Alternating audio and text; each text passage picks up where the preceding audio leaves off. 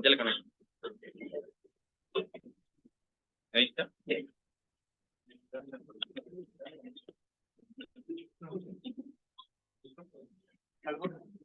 Bueno, día de hoy vamos a ver la clase de categorías, nombre texto.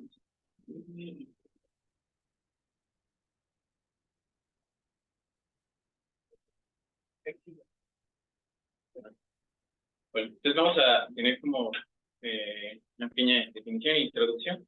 Que la artritis psoriásica va a denotar una enfermedad propiamente musculoesquelética inflamatoria que va a tener componente tanto inmunitario y autoinflamatorio, y característicamente pues va a afectar a aquellas personas que padecen psoriasis. Desde 1960 se vio que, a diferencia de lo que es la artritis reumatoide, la artritis que acompañaba a la psoriasis es seronegativa y que afectaba con predominio las articulaciones interfalángicas distales, ya sea tanto desde la mano o del pie, y asimismo también afectaba articulaciones de la columna, del esqueleto axial y articulaciones sacroiliacas. Fue en 1970 cuando se incluyó a la artritis psoriásica en la categoría de las espondiloartropatías, porque pues poseen características similares a la espondilitis anquilosante o la artritis reactiva, y por eso entra dentro del grupo de la categoría de las espondiloartritis. Y el día de mañana vamos a ver esta clase de espondiloartropatías, pero hay que considerar que está dentro de esta categoría y comparten muchas características similares a este grupo de patologías. La prevalencia pues va a variar, pero en Estados Unidos es aproximadamente de 6 a 28 casos por cada 100,000 personas. Ahí me falta cero, perdón. Y de acuerdo a los criterios de clasificación, los criterios CASPA, se ha visto que ocurre en el 30% de los pacientes que padecen psoriasis. Normalmente la manifestación de la psoriasis precede a la manifestación de la artritis. De acuerdo a la bibliografía, puede variar de hasta 5 hasta 10 años, con un promedio de 10 años de que la psoriasis va a preceder a la artritis. Sin embargo, en un 15%, también la psoriasis o la artritis pueden manifestarse o ocurrir simultáneamente, o incluso hasta en un mismo 15%, la artritis puede preceder a la enfermedad psoriásica. Y es ahí cuando podemos tener algún problema, bueno, una dificultad en el diagnóstico, porque puede ser muy similar a otro tipo de artropatías, y por eso tenemos que ver muy bien como las características de este tipo de artropatía psoriásica. Y tener en mente de que sí existe hasta el 15% de que la artritis precede a la enfermedad psoriásica. Es muy común en asiáticos negros, la proporción hombre-mujer va a ser de 1 a 1. Y está asociado con altas tasas de absentismo laboral y mala productividad en el trabajo por las secuelas que puede llegar a tener este tipo de patología. Y vamos a ver en las próximas diapositivas, pero una de las características o predictores para el desarrollo de artritis psoriásica, podemos encontrar lo que es la severidad de la psoriasis, las lesiones mundiales del paciente, o incluso la presencia de uveitis, van a ser algunos de los predictores que nos van a llevar a ese desarrollo de artritis psoriásica. Dentro de la patología, que vamos a ver un esquema, pero dentro de las cosas primordiales, es de que tanto la artritis como la artritis psoriásica van a estar asociadas con complejos de mayor de histocompatibilidad, sobre todo de clase B.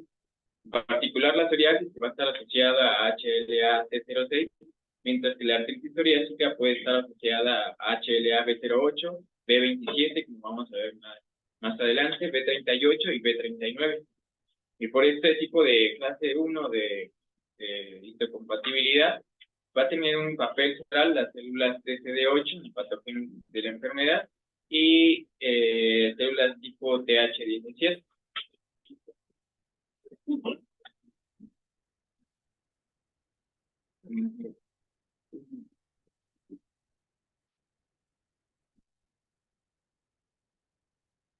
Bueno, dentro de la fisiopatología podemos tener como tres grandes rubros: una afectación en la piel, en la médula ósea, en el microbioma intestinal, en el sitio de unión de los ligamentos y tendones con el hueso, y en las articulaciones.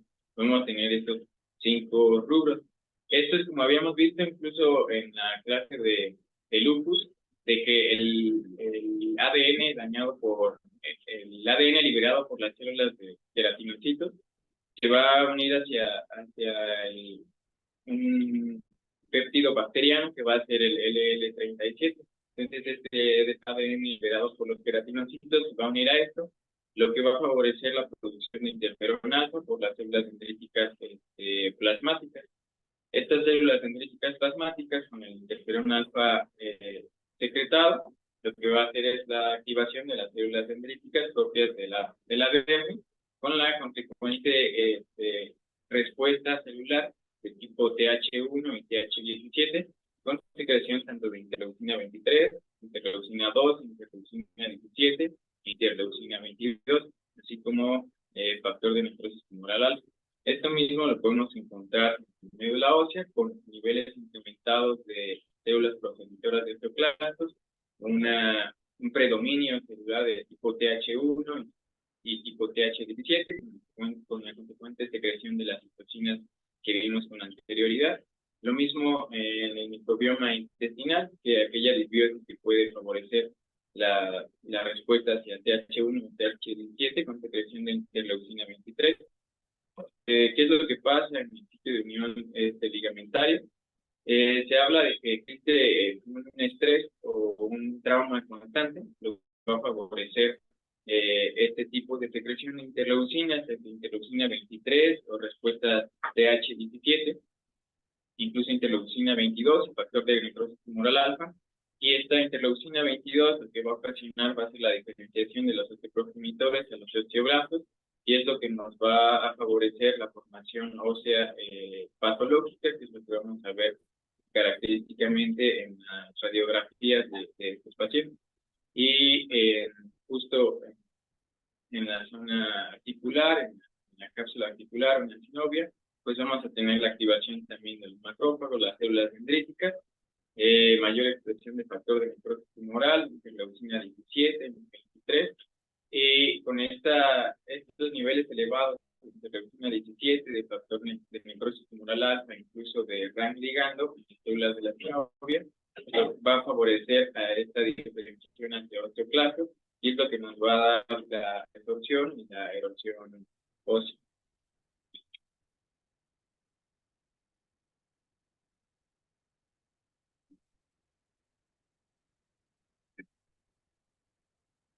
Existen algunos factores del riesgo para el desarrollo de artritis psoriásica. Vemos que, por ejemplo, la psoriasis, las lesiones en el cuero cabelludo nos van a dar un CR de hasta 3.9, la distrofia unguial de 2.9, las lesiones interglúteas o perineales de 2.4.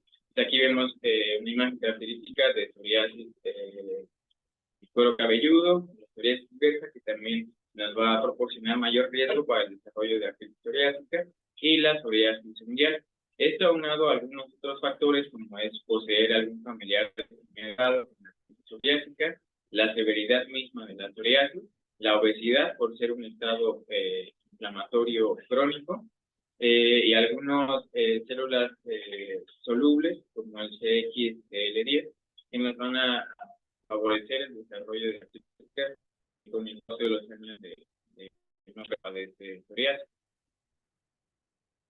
Puede existir, estas son como las diferentes etapas de la progresión de la psoriasis hasta la artritis psoriásica, que al principio tenemos la psoriasis, después tenemos, bueno, en la psoriasis pues estamos expuestos a ciertos factores ambientales, como vimos, la obesidad, el estrés o microtraumas, la infección, o hasta factores genéticos, como es poseer algún familiar de primer grado con artritis psoriásica o el HLA-B27.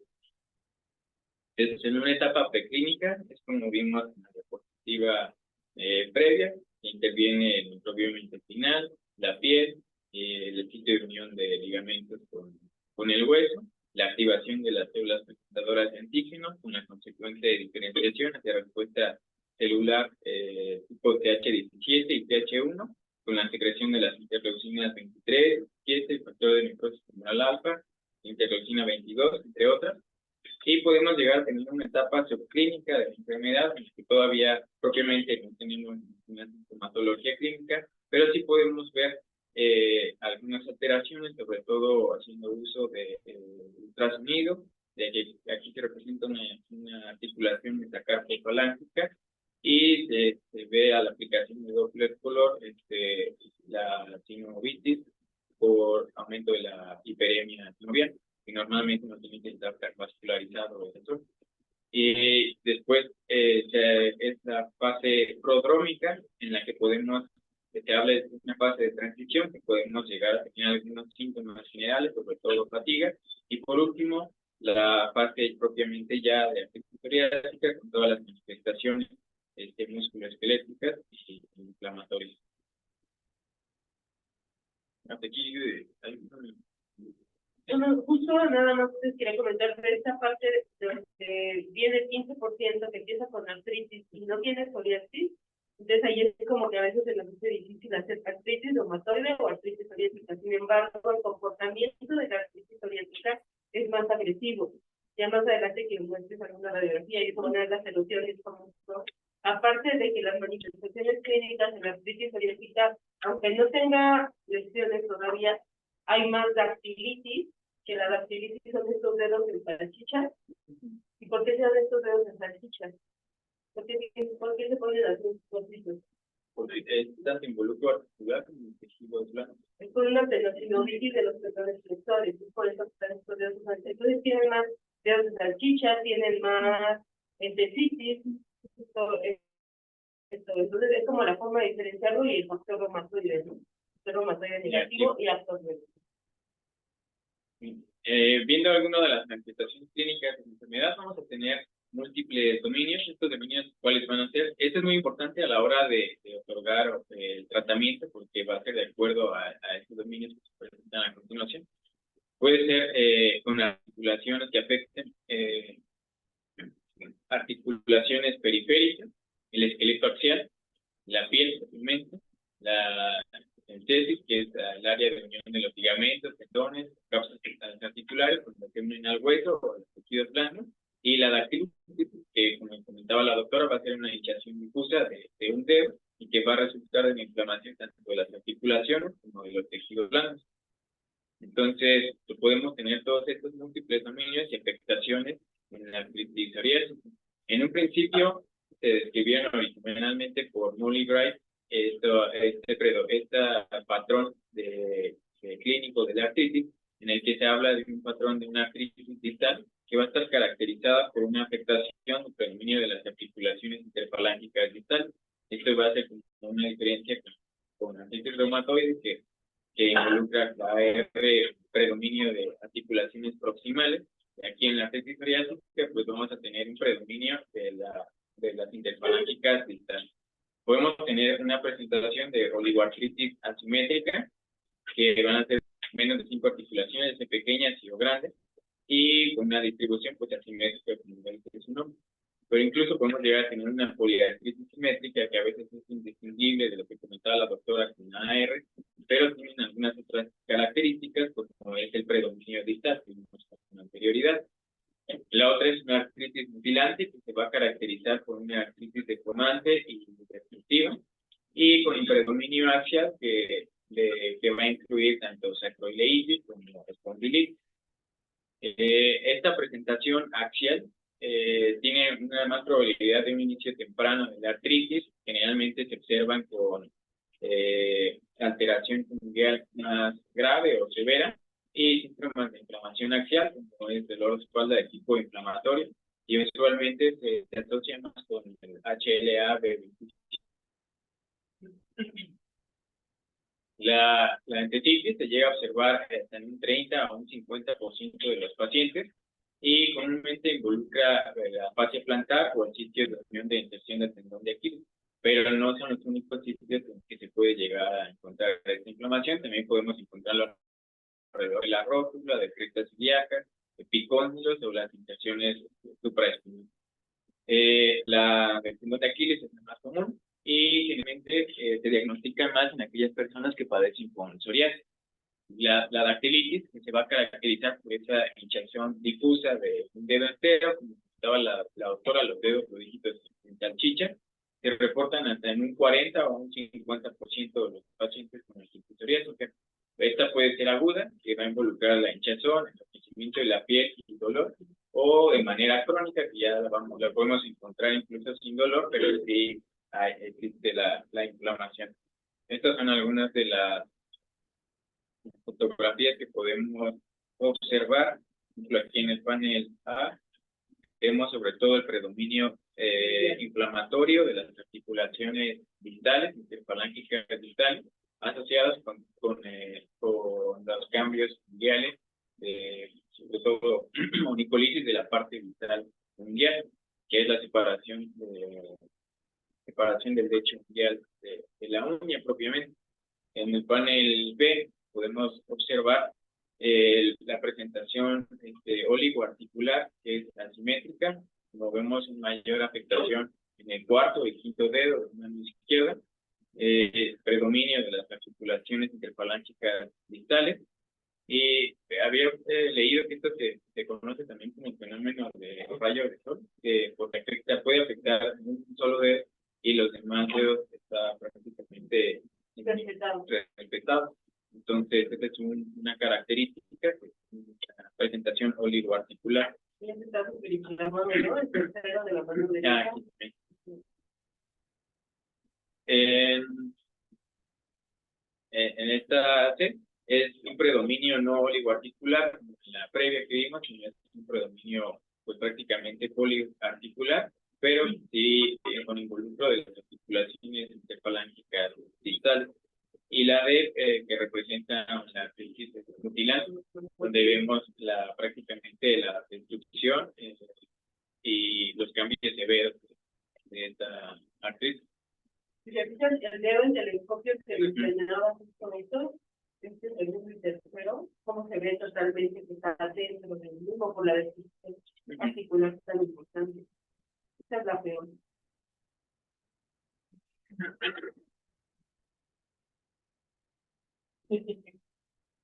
Y bueno, aquí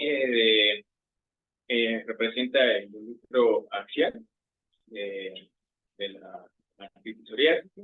Aquí es el tendón el calcáneo, el sitio de tendón de Aquiles, la fascitis plantar, y en la imagen G, pues, podemos ver que no solo afecta los dedos de la mano, sino también podemos encontrar afectación en pies, y sobre todo aquí vemos la inflamación del dedo del pie izquierdo y con algunos cambios mundiales. Y esto sería como un predominio oligoarticular.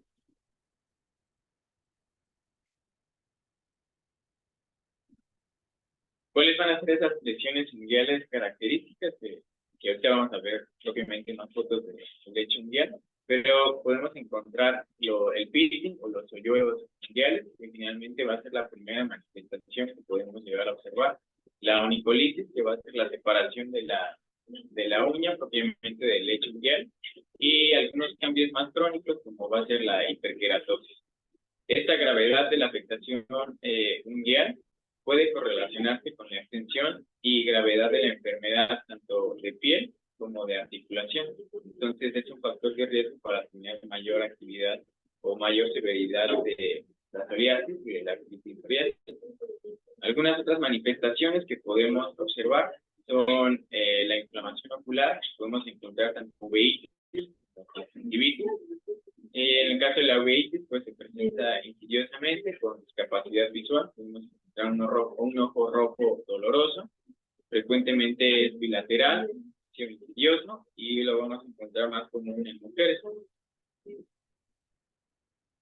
Aquí en esta fotografía pues podemos ver la inflamación con predominio distal de las articulaciones interfalángicas distales. más oligoarticulada, que es el segundo dedo de la mano izquierda, y sobre todo los cambios mundiales que podemos observar en esta fotografía, la colitis presente prácticamente en todas las uñas de la mano. Los cambios en esta observamos lo que es el pitting o los hoyuelos, que generalmente es la primera manifestación que podemos observar. Aquí un poco de onicolite en la parte lateral de la uña. Posteriormente, en la zona B, observamos ya la onicolite prácticamente todo el tercio distal de la uña. Y por último, los cambios más crónicos que podemos observar, que es propiamente la hiperkeratosis, que se observa pues ya prácticamente en todas estas uñas de esta fotografía. Entonces, los primeros cambios o discretos que podemos llegar a encontrar va a ser el piso. Por eso es necesario siempre revisar muy bien a todos los pacientes. Con psoriasis, revisar las uñas. ¿Cuál es la diferencia del pitting de la psoriasis y del pitting de la esclerosis? ¿Ya vieron el plan? ¿En la esclerosis? También hay Por la sí, porque ellos habían venido a circulación. Y lo que hace es que el pitting de la esclero es todo lateral a la uña, no es de la uña, es todo lateral. Y el pitting de la esclero es sobre la uña. Bueno, dentro de pruebas de laboratorio e imagen, como vimos en un principio, pues va a ser una seronegativa, que quiere decir que tanto factor reumatoide como AXPA los vamos a encontrar negativos, pues hasta más del 95% de los pacientes con psoriasis. Puede estar asociado a HLA-B27, sobre todo aquellas pacientes que tengan un involucro axial, y los niveles de proteínas reactiva o BTG los podemos llegar a encontrar elevados en un 40% de los pacientes. Entonces la característica es de que va a ser factor reumatoide y AXPA negativos, incluso es dentro de los criterios de clasificación que vamos a ver con posterioridad en CASPA. Un rubro es que tenga factor reumatoide negativo y eso le va a dar un punto.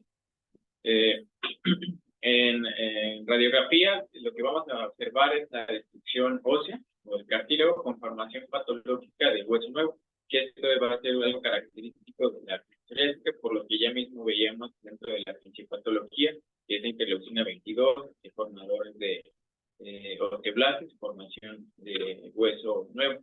Entonces podemos encontrar pérdidas óseas, erosiones excéntricas, estrechamiento del espacio articular, con esa formación de hueso nuevo, caracterizado por periodontitis, endoscopitos en la unión de lentesis, o sindesmofitos, en el axial. Ahorita vemos unas imágenes que, bueno, en esta fotografía vemos las radiografías en mano, pero sobre todo de una artritis mutilante, como veíamos en fotografías previas, donde vemos la destrucción, sobre todo aquí en el primer dedo, y la resorción ósea en la parte distal de los dedos, corresponde a la osteolitis.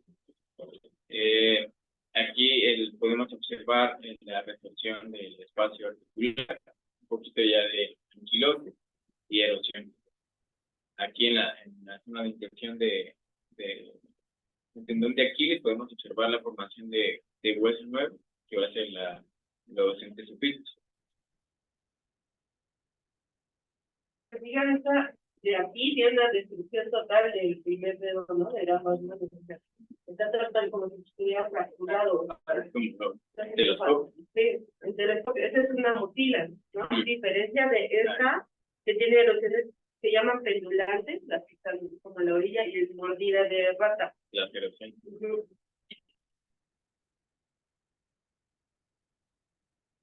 Bueno, aquí en el esqueleto ya podemos dar los puentes de Snowflake, y en esta corresponde a una resonancia magnética con supresión de la grasa, que podemos observar aquí en las vértebras el edema óseo característico de un paciente con psoriasis, con artritis psoriásica, pero con predominio porque puede ser, porque si tú lo ves, si no sabes el que contexto tenga clínico, puede entrar dentro del grupo de la espondiloartropatía, y bueno, ahí hacer el diagnóstico diferencial. Aquí con ultrasonido, como habíamos visto ya con anterioridad, que corresponde a las articulaciones metacarpofalángicas, y podemos encontrar la aplicación de Doppler color, esta hiperemia sinovial, que esto, pues, antes de la etapa clínica de la psoriasis, puede ayudar en esta etapa preclínica de la que hablábamos, en la que podemos encontrar todos estos cambios. Aquí en el sitio de inserción del tendón de Aquiles, el calcáneo, igual a la aplicación de Doppler color, que observamos aumento de la vascularidad, porque normalmente esa zona no está tan vascularizada. Entonces, ¿cómo le preguntamos a un paciente que llega, que tiene cistitis o que tiene, no, pero sí tiene cistitis, ¿cómo le preguntamos? O que tiene una fascitis plantar, o que tiene datos de sacroilitis. Se le pregunta si cuando camina de un lado al otro duele la parte trasera del glúteo, ¿vale? Y deambula y duele una parte del glúteo y otro es como que dolor alternante y cada glúteo, ¿vale? Así se pregunta luego del pie, de la fascitis plantar, duele la planta del pie, duele cuando camina, cuando da un paso, y ellos, hasta ellos mismos dicen que me duele la planta. Toda la planta es de la fascia plantar, ¿no? La fascia plantar va del calcáneo hasta todos los dedos. Y eso les inflama, le duele mucho, entonces el paciente empieza a caminar. La fascia está los zapatos, les duele muchísimo, tienen que tener frío. Y también se dicen ellos mismos de la problemas que los de aquí. Sin embargo, también pueden tener inflamación de posibilidades, ¿vale? Y hay otros índices, el de Mace para ver de las especies, donde duele, pero ya es explorado porque ellos no se van a decir. ¿Vale? Y bueno, estos son los criterios de clasificación de los que hablábamos, unos criterios CASPA. Estos tienen que ser considerados en aquellos pacientes que tengan una enfermedad musculoesquelética inflamatoria, que tengan afectación articular, axial o déficit. ¿Qué puntaje nos va a dar cada uno de estos grupos? El único que nos va a dar 2 puntos va a ser a la exploración física, que observemos una psoriasis activa, o una historia personal de psoriasis, nos va a dar solamente 1 punto, o una historia familiar en aquellas enfermedades de primero o segundo grado, otro punto. La distrofia unguial nos va a dar 1 punto. El factor reumatoide negativo, que comentábamos con anterioridad, nos va a dar otro punto. Una dactilitis activa, 1 punto. Y una historial de dactilitis, otro punto. Y la evidencia radiográfica con formación de hueso patológico y articular nos va a dar otro punto. Y para poderlo clasificar tenemos que tener por lo menos 3 de todos estos criterios. O sea que si tiene artritis activa y dactilitis, ya. Porque nos da 2 puntos. La psoriasis activa, perdón, y dactilitis ya. En los diagnósticos diferenciales que comentaba la doctora, normalmente podemos, sobre todo en esta etapa preclínica de la que hablamos, en la que la artritis precede a la psoriasis, que puede ser muy similar a la artritis reumatoide. Sin embargo, tenemos que en la artritis psoriásica pues va a ser el predominio, como vimos, distal, las articulaciones falángicas distales. Usualmente es asimétrico y oligoarticular, aunque vimos que también puede haber una variedad poliarticular y simétrica que se asemeja mucho a la artritis reumatoide. En la escala de dolor es alrededor de un 7 de 10. Encontramos también aquí involucro axial, tanto de espondilitis como de sacroileitis, y que esto va a ser prácticamente ausente tanto en la artritis reumatoide como en la artritis y porque en nuestra artritis también hay predominio distal de las articulaciones interfalángicas, pero pues prácticamente estos de involucro axial o de sacroileitis pues va a estar ausente. Este va a ser propiamente de la artritis psoriásica. Y con las espondiloartropatías, que comentamos que pertenece al grupo de las espondiloartropatías, pues ahí sí va a tener un predominio axial, por ejemplo, de espondilitis anquilosante, que lo observamos hasta en el 100% de los pacientes, mientras que en artritis psoriásica en un 50% de los La relación hombre-mujer va a ser de 1 a 1 en la psoriásica, y espondilitis de 3 a 1. La edad de presentación alrededor de la cuarta, quinta década de la vida en psoriasis, mientras que en espondilitis es una edad de presentación más temprana, usualmente en la segunda o tercera década de la vida. Vamos a tener presente en la artritis psoriásica la dactilitis, la entesitis, y que prácticamente en la espondilitis anquilosante va a estar ausente o va a ser muy poco común, sobre todo la entesitis. La psoriasis, pues, prácticamente en el 100% de los pacientes en la artritis psoriásica, mientras que en el otro tipo de espondiloartropatías pues, no va a ser muy común, solamente en el 10% de los pacientes se puede llegar a encontrar. Y las lesiones unguiales, que también casi van a ser características de la artritis psoriásica, hasta en el 87% de los casos. Y la asociación con HLA-B27 en 50% de los casos, anquilosante, una artritis reactiva en un 90 y un 70% de los casos. Así es importante, para que tenga HLA-B27, no quiere decir que sea una espondilitis anquilosante, ¿no? O sea, no es, justo aquí como lo estamos viendo, no es nada más de espondilitis anquilosante, puede estar en todas las espondiloartropatías, en la artritis reactiva, en la sequedad de enfermedad inflamatoria intestinal, pero claro que la psoriásica va a tener esas manifestaciones clínicas, como ya vimos, la afección de la piel y todo. Justo ya mañana que veamos espondiloartropatías, es lo que va a hacer, o sea, el interrogatorio es lo más importante, hacer el paciente que ha tenido de datos clínicos para saber a cuál le vamos a referir, si es una espondilitis anquilosante, psoriásica, reactiva o enfermedad inflamatoria intestinal. El que tenga HLA-B27 sí nos hace que tenga un predominio de manifestaciones axiales periféricas, ¿vale? O puede tener las dos.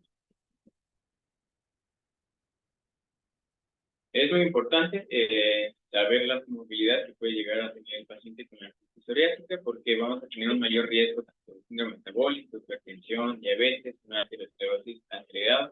Por lo tanto, vamos a tener un mayor riesgo cardiovascular y vamos a encontrar que MACE, tanto muerte cardiovascular, parte de miocardio, accidente cerebrovascular, enfermedad arterial periférica, pues va a estar aumentado significativamente en este tipo de pacientes, sobre todo en aquellos pacientes que no reciben todavía fármacos modificadores de la enfermedad.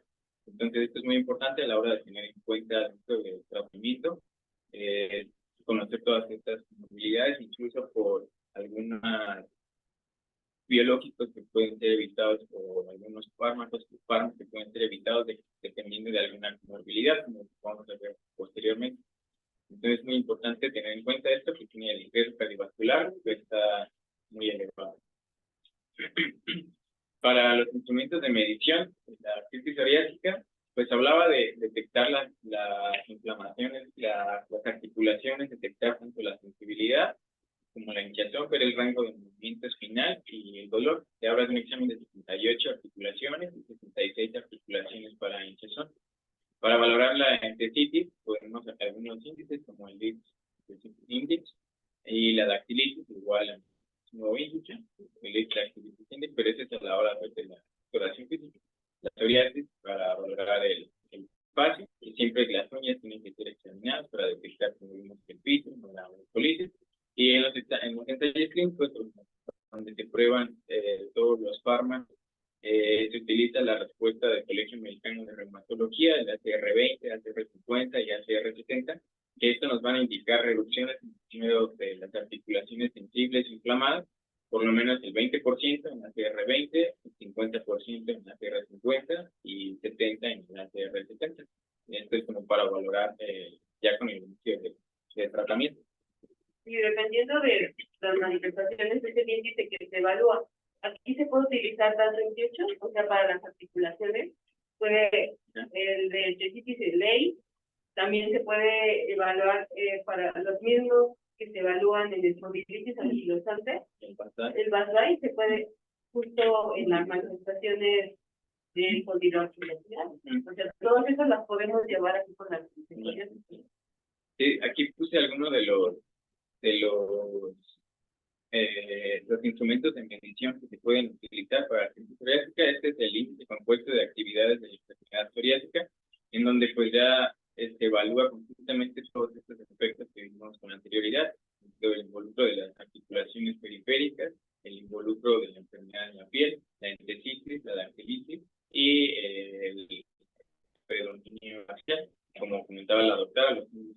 DAI, en piel el PAS, pero también utilizan algunas escalas o cuestionarios de salud. Entonces, para funcionalidad. Es para funcionalidad y calidad de vida del paciente. Que se puede ocupar en otras cosas, ¿no?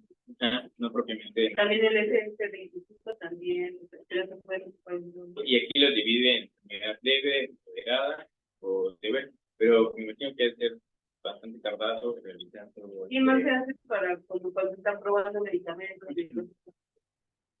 Otro instrumento de medición es hacer el instrumento GRACE, que va a ser este va a involucrar también tanto las articulaciones inflamadas, las articulaciones dolorosas, como se puede usar el 2028, que estaba la doctora, la escala global del paciente, de su propia enfermedad, o del involucro de la piel, los cuestionarios de salud, el PASE, y también nos va a dar en diferentes cortes, corte 1, 2 y 3, que asemejan una enfermedad leve, una actividad moderada y una alta actividad.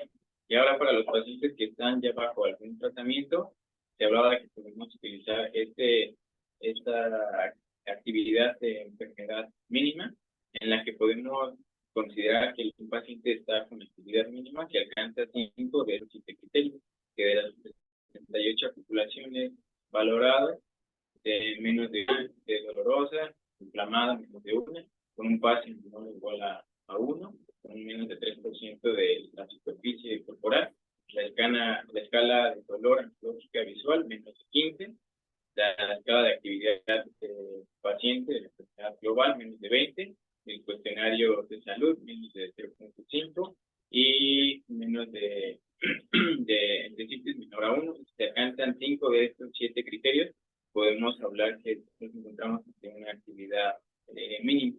Y aquí de las escalas, visual análoga, o sea, empieza hasta el 100, ¿eh? El 10 al 100. Por eso es 15 y por eso es 20. Eso sería como, no es del 1 al 10, desde el 10, 10, 20, 30, 40, 100, del 0 al 100. Para que no piensen, o sea, porque es 10, ¿no? Pero está muy alta, ¿no? Pero no es del 0 al 10, es del 0 al 100, pero va de 10 en 10, 10, 20, 30, 40, ¿vale? Así son las escalas. Entonces debe ser 1.5 y pues, o sea, haciendo la comparación. Bueno, 1.5 y 2.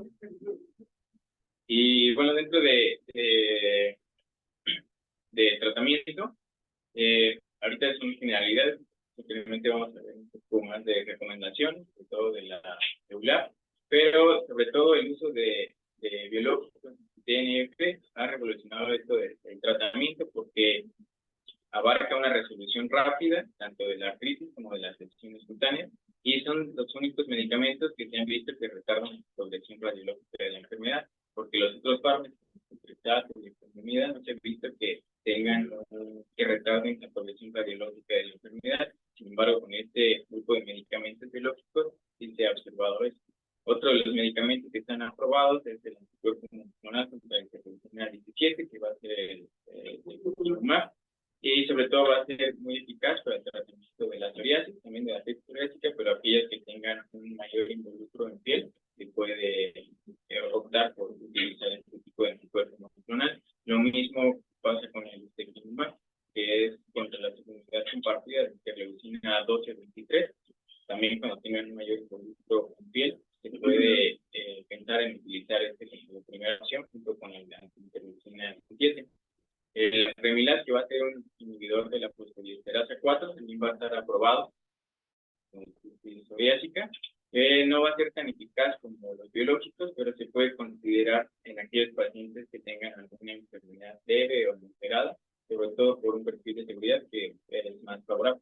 Los inhibidores de la JAK, como el que va a estar sobre todo aprobado en aquellos pacientes que tengan ya una respuesta inadecuada a otro fármaco modificador de la enfermedad, ya sea que tengan una respuesta inadecuada a un biológico o a dos biológicos, cuando se puede utilizar los inhibidores de la JAK. Y los fármacos clásicos, como el metotrexato, la ifosfamida, la ciprofloxacina, van a tener eficacia moderada, pero sin embargo el metotrexate sí tiene, es el que más se utiliza y tiene una buena respuesta tanto en manifestaciones articulares como en las manifestaciones en piel. Le dije la economía sobre todo tiene más respuesta en manifestaciones articulares, un tanto en piel. Sí, más que nada, por ejemplo, para la dactilitis, eso, metotrexato. Para piel, metotrexato también. La electronomía para manifestaciones articulares. Es una mochila, la verdad, biológico, pero bueno, este es en un mundo ideal donde toda la gente por fuera tiene dinero para comprar un biológico, pero en realidad no. Aquí en esta tablita vemos todos los tipos de fármacos que pueden estar aprobados para la crisis psoriásica. Como vamos a ver en posterioridad, dentro de los fármacos antiinflamatorios no esteroideos que pueden ser como para limitar esta sintomatología, sobre todo el dolor, la inflamación. El naproxeno, diclofenac, metacina, siempre considerar a las dosis pues prácticamente máximas, como el naproxeno es 150 miligramos al día, pero pues tener en cuenta los efectos adversos, sobre todo gastrointestinales, que pudieran llegar a ocasionar este tipo de medicamentos. Dentro de los fármacos clásicos, como comentamos, está el metotrexato, la leucimida, la citalacina, que el metotrexato sí va a tener una respuesta buena respuesta leve hasta moderada en articulaciones y en piel, a la dosis de 15 a 25 miligramos a la semana. Y la leflunomida en dosis de 20 miligramos al día, que la respuesta articular pues va a ser buena o leve, pero sin embargo la respuesta, sobre todo en piel, pues va a ser baja. Los anticuerpos de los anti-TNF, perdón, como el adalimumab, etanercept, o infliximab, pues como comentamos, van a ser las piedras angulares del tratamiento, porque van a retardar la progresión radiológica de la enfermedad, que es lo que no se ha visto con este otro tipo de fármacos, como el metotrexato o la leflunomida. Los anti-interleucina 17, que va a ser, como comentamos, el secukinumab, o contra la inmunidad compartida de interleucina 12-23, como es el secukinumab, o el inhibidor de la fosfodiesterasa, como es el apremilast. Sobre todo tener en cuenta, antes previo al inicio de los biológicos, después hacer bien el escrutinio en los pacientes con superficial y PPD para descartar una infección latente por tuberculosis. Sí, de hecho, cuando los que tienen como que ayudan el involucro axial son los anti-TNF, en realidad de todos los que están ahí, los que tienen si no les das anti-TNF al que tienen involucro axial, la verdad no van a tener mejoría en los pacientes. La paradoja de la interleucina 23, porque la interleucina 23 funciona muy bien en psoriasis y en artritis psoriásica periférica, pero cuando es especial no toca. Pero la interleucina 23 de los principalmente y que sumar que sí en formas especiales todavía tiene un poco más de mejoría, pero en realidad no como los TNF. Los TNF son los mejores. Y aparte para afección, por ejemplo, en uveitis, los anti-TNF también. De ahí, de los mejores, es el infliximab para la uveitis. También es considerado que tiene la afección intestinal. Están asociados a problemas también TNF que no se ocupan en el engreso. Ya cuando hablamos con hidratropatías es cuando se ve como en los tratamientos que sí son indicados para enfermedad inflamatoria intestinal, para reactivas. ¿Cuáles son las recomendaciones de la EULAR? Bueno, que el objetivo del tratamiento pues va a ser llevar hacia una actividad mínima del paciente. Los fármacos antiinflamatorios esteroideos, como comentamos, normalmente puede llegar a utilizar la inyección local de glicocorticoides, sobre todo en aquellos pacientes con predominio oligoarticular. Pero en aquellos pacientes que ya tengan un predominio poliarticular, desde el inicio de los fármacos clásicos, como el metotrexato de referencia, en aquellos que tengan el involucro en piel. Pero si ya tengan un involucro poliarticular con una respuesta inadecuada a este grupo de fármacos, se recomienda ya la terapia con un biológico. Si tiene un mayor involucro en piel, comentamos que se pudiera optar con predominio sobre aquellos contra interleucina 17 o interleucina 12-23, que pueden ser preferidos. Pero aquí, si ya tiene, por ejemplo, una respuesta inadecuada a algún fármaco, por lo menos a algún biológico, o a un segundo biológico cuando no respondió al primer biológico, falla con efecto vasoconstrictor. En enfermedad leve, cuando no se tenga, por algo se considere que no sea adecuado el uso de algún fármaco clásico o algún biológico, sería apropiado pensar en un inhibidor de la fosfodiesterasa. Y en aquellos pacientes, como comentaba la doctora, con un predominio axial, ahí de inicio es la terapia con los biológicos, y el biológico que se recomienda aquí sí es el anti-TNF, no tanto el anti-interleucina 17 o el anti-interleucina 23, sino es el anti-TNF los que van a tener mayor respuesta en aquellos pacientes que tengan un predominio axial. Y bueno, cuando falle la respuesta hacia un biológico, considerar cambiar hacia otro biológico. Y ahí, A otra clase, o mismo o otra clase. sí, allí lo difícil es cuando en realidad no te hace, o sea, que cambies por efectos adversos, ¿no? Porque son anti-TNF. Cuando puedes cambiar, cuando hay falta de eficacia de un biológico, puedes cambiar a otro anti-TNF de la misma familia, pero si es por un efecto adverso, o luego hay una TV cerebral, de que sí despierta la TV, en ese caso el anti-TNF. Se quitan los biológicos. Y de acuerdo a las comorbilidades de los pacientes, por ejemplo, los anti-TNF, que van a estar prácticamente, pues hay que evitarlos, aquellos pacientes que tengan falla cardíaca congestiva o enfermedades significantes. Ahí van a estar prácticamente indicados. Por ejemplo, el uso de metotrexato en aquellos pacientes que ya tengan alguna enfermedad hepática.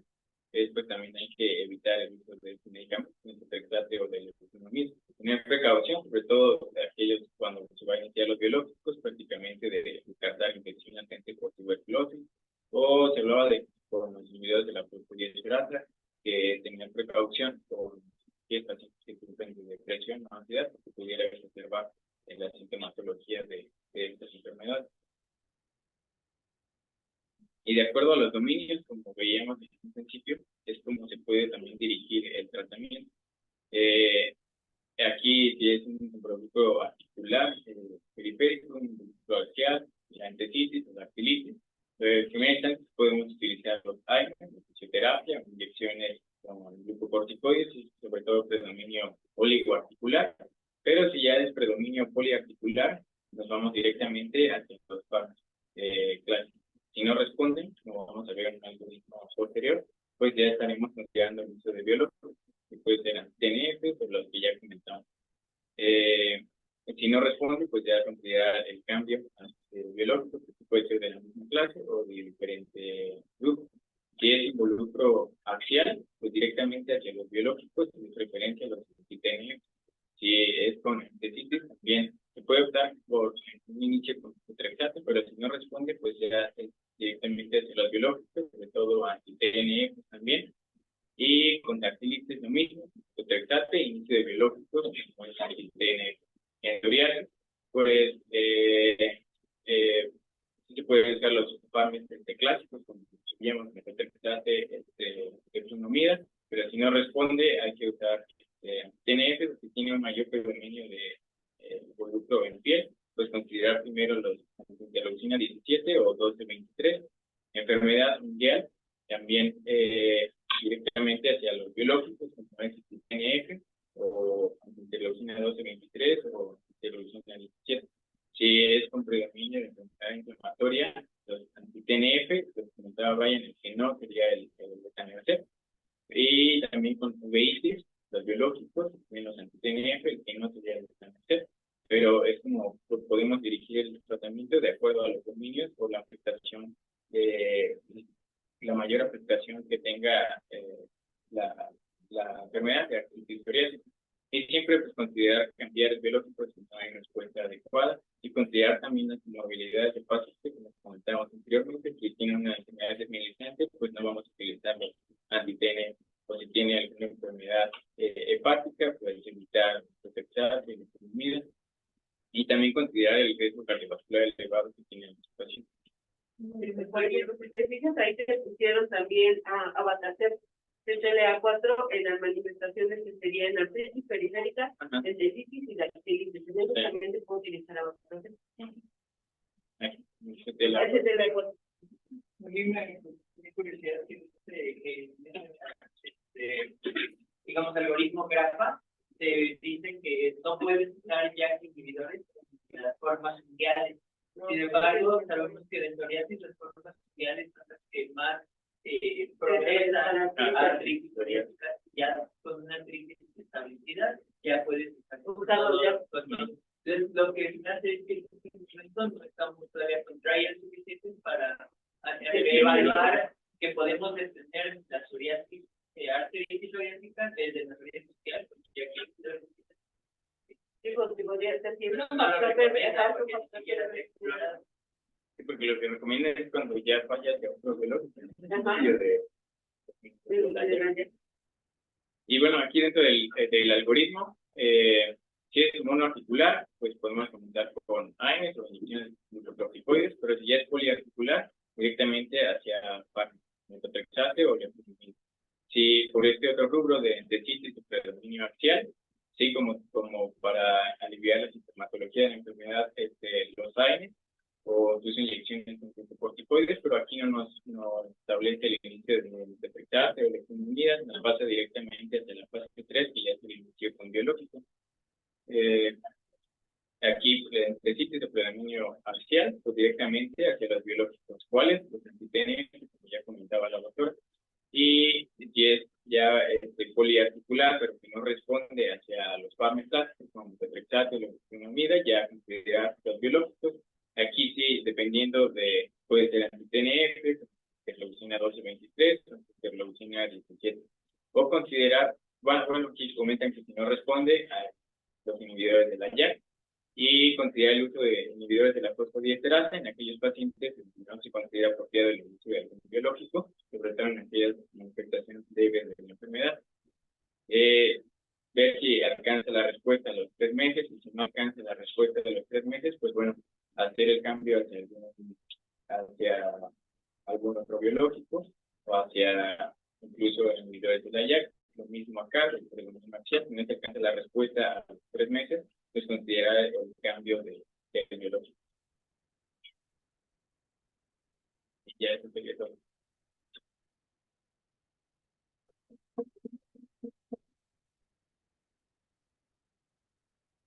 Me parece que estuvo muy bien tu clase.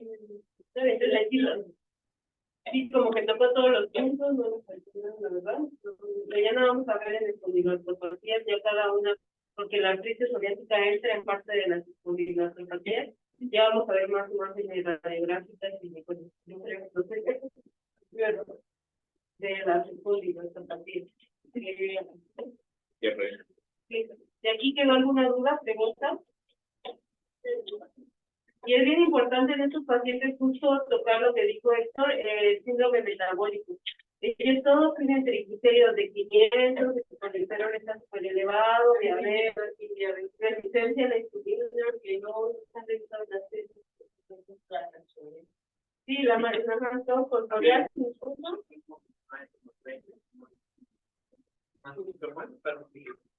Sí, pueden encontrarse a veces hasta 2 tipos. Psoriásica y enfermedad inflamatoria intestinal, que es dado que otros son presentes, pero sí pueden encontrar. Sí, hay interglucia. La interglucia es la que se asocia justo también a la psoriasis. ¿Sí? La psoriasis intestinal.